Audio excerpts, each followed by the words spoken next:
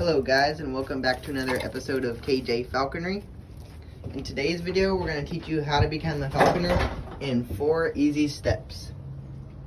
The first step is finding a sponsor. One of the most important steps is finding a sponsor that fits your personality and it lives nearby. I'm lucky to have a great sponsor. Finding one could be easy. Go to your state's DNR website, and there's a list of falconers in your county and in your state. So you'll list them by name, they'll be by last name, and you can find one near you and contact them. And that's one way you could find them. You can also find them on social media. So that's the first step, is finding a good sponsor that's willing to teach you during your 2-year apprenticeship. Keep in mind this video is about in the USA. So step 2 is deciding with your sponsor what kind of bird is best for you. In the United States, you could choose one of 2 birds, an American kestrel or a red tail. My first bird was actually a kestrel, and my second bird is this is Detour. She's a red tail. So yeah, she actually gotta get that. Go girl. Good girl. Because it's not the hunting season, I could just throw her food right now. But yeah, deciding what kind of bird is best for you, whether you want to hunt small game all year long or hunt big game part of the year, that's really up to you, and you could decide with your sponsor what kind of bird is actually best for you. So once you've decided what kind of bird you're going to get, you're going to need to have a mew, and you're going to need to have all your equipment. I have a video about that. You can check it out. It's about, it's called a walkthrough of a mew. It's going to explain what kind of equipment you need and what your mew needs to look like for the type of bird you're going to get. It's going to look completely different for a kestrel than it is for a red tail. Kestrels only require a small space, maybe even a tabletop like this is, like 3 foot by 4 foot. And then a red tail is going to take a much bigger space, and they're going to need a bigger bath pan and all kinds of different things.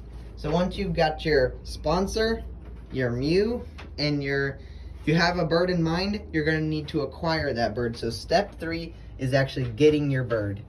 Whether that's by trapping or by, you can actually acquire a bird as an eyas. You can even hatch them. So it depends on the regulations for your state and country. For us, we had to trap a bird of prey that was less than a year old. So these kestrels, I think, could be caught at any age in the United States. So part of that for us was trapping. So we had to make a trap, get the critter to put inside the trap, and then find the birds to actually trap. We spent a lot of time trapping, and yeah, so trapping is the 3rd step. And once you get your bird, you're going to need to train it. So the 4th step to becoming a falconer is training. And training at first is super simple. You just want them to eat from your hand, from your glove. Get them comfortable with you. If you can get them to eat off the glove, then you're golden. Soon as they take that first step, if they take that step onto the glove or even hop to the glove, start flying to the glove, you're golden. You could start training. But the first couple days is going to be really hard. You just want to hold them and get them used to you. Show them that you don't mean them harm and that you're here to feed them, and take them hunting. So just the first couple days, hold them as much as possible, and that's really going to get them used to you.